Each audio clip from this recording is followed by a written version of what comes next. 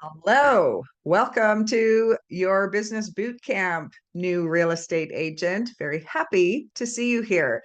And we're going to get right into it because I know you're here to find out how to build your business. So the first thing is answer that question. How do I start my real estate business?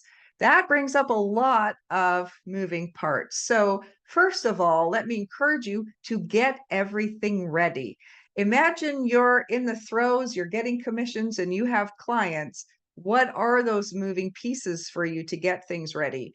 So things like making sure you have a business bank account and making sure you have a separate account to put your taxes in so you can save up for the end of the year.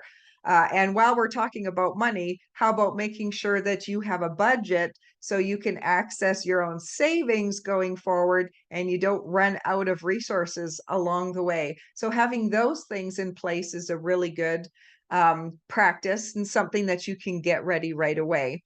Then you also want to know, where are your forms? Where are you going to find them?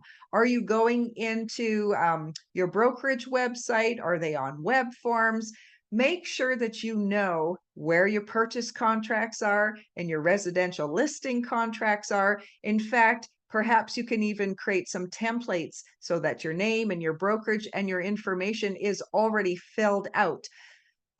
Your brokerage probably has a lot of great resources for you. So it's up to you to go in and find out where those things are. So when you need them, you know exactly where to go and get them. I would also take a moment, maybe when you're having your morning coffee or something, and give yourself the challenge to create a bold vision for what you want your success to look like as a real estate agent. If you haven't already, I would encourage just doing an exercise like, imagine 5 years time, I want you to still be in the industry. And what does that look like for you? If you are succeeding at the level you want, what does a perfect day in the life look like for you? What time are you getting up in the morning? What's your morning routine? Who are you talking to? What does your office look like? How have you set yourself up for success? Are you going into your brokerage to work out of their office space, or have you got one in your home? Everything. Just imagine your whole day, who you're talking to, where are you going out when you're visiting people? Are you taking more people through houses, helping people buy? Or maybe you're coming to look at more houses as a listing agent. Are you working with developers, etc.? There's just so many things that you can imagine. But once you get a great vision, then you can reverse engineer it. You can write it down, make yourself a vision board, for goodness sake. Do everything you can to give yourself success going forward. And knowing, having that vision in your head, knowing where you're going is a big key to getting there, because you have to create your business really out of your own mind and out of your own actions. So create that and then know that you have to reverse engineer it. I would say that one of the most important parts to make sure you have in place is your product. You've got to have a good product. So even if you had a ton of clients come in right now today, you are probably not prepared with your product to serve them. And I will be talking a lot more about your systems and processes and simple checklists. So you want to make sure that you can serve your clients. But on this one, I want to talk a little bit about those clients.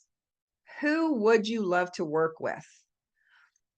I know as a newbie, you might think, hey, anyone who has a house to sell or would like to buy, I'll work with anyone. Sure, that's fine.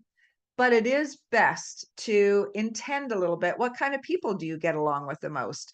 Did you grow up with grandparents in your life? And so you really have a heart for older people or seniors, and maybe you'd like to specialize with them, or opposite. Maybe you're the youngest child and you get along with younger people and you'd like to encourage, graduates to buy their first condo. So think about what kind of people you get along with and might enjoy talking to the most, and define who your ideal client might look like. You also might want to define how can you niche your market? Would you like to focus on a neighborhood that you like working in? Maybe you grew up in a great neighborhood, you know all about it, and you're going to do more research so you could become an expert and really help people who want to live in this particular neighborhood. Or maybe it's first time home buyers, or luxury home buyers.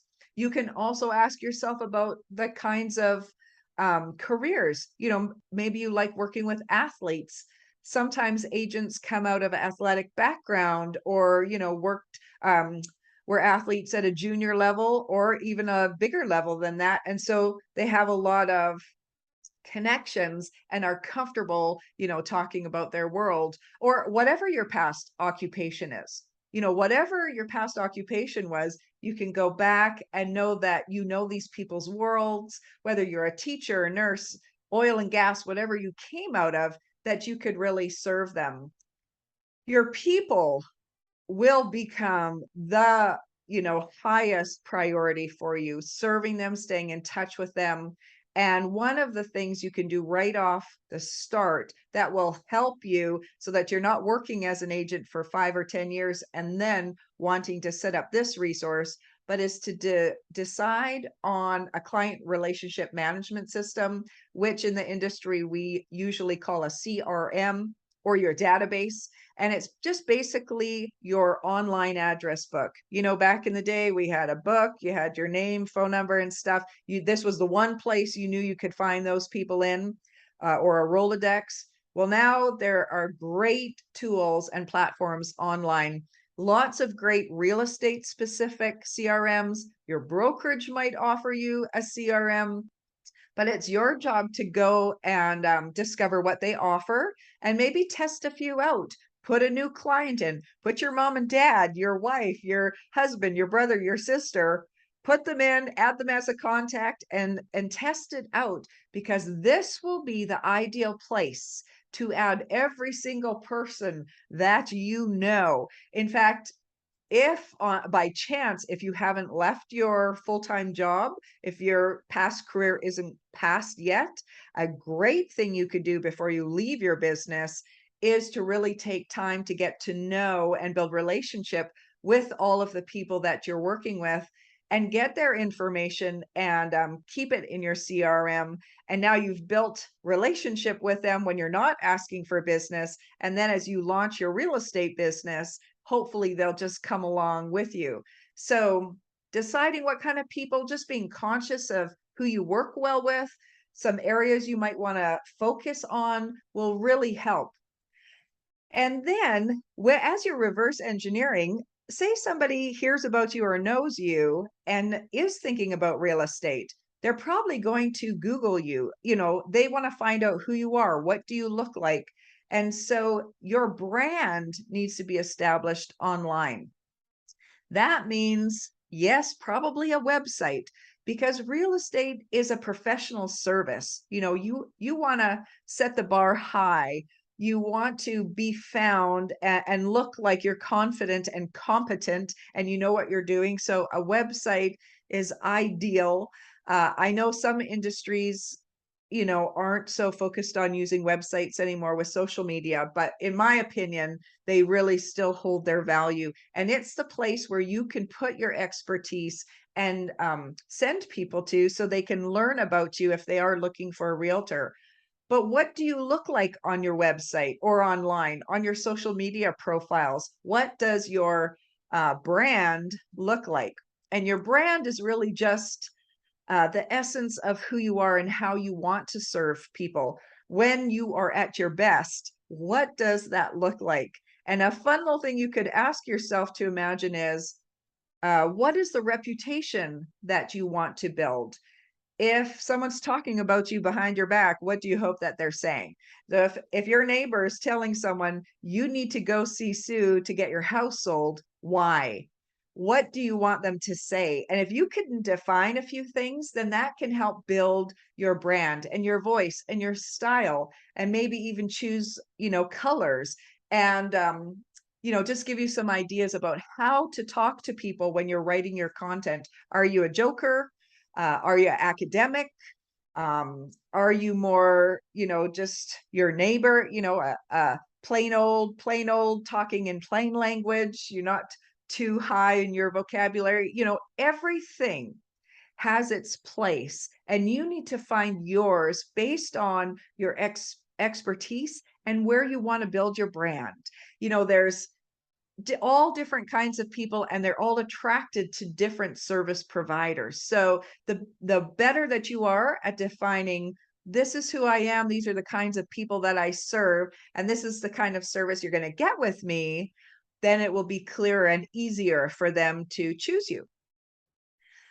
Now, that's a lot of stuff to work on, and I hope you're taking notes, but I do want to leave you with one last thing, and that is, do a business plan if you haven't already. And if you have, pat on the back, gold star for you.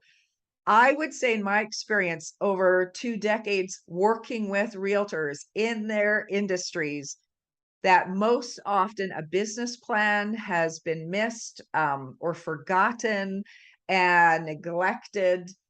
And this really sets the course and answers some questions you need to know. If you're going to take your business seriously, then serious business owners start with a business plan.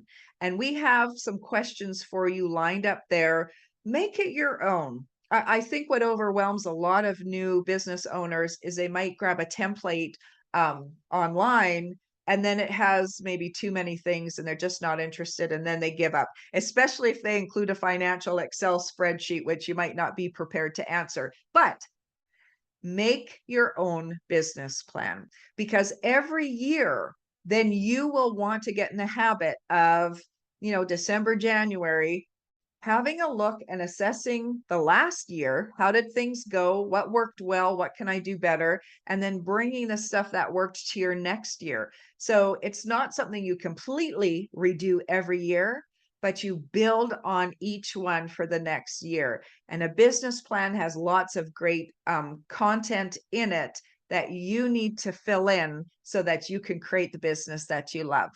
Okay, so I think I've filled your mind with some good ideas. I hope that you'll sit down and take your business seriously and enjoy the process. Everyone has to go through it. So take your time and fill in your answers and think about the answers that are right for you and your business. Okay, thanks very much. We'll see you at our next boot camp session.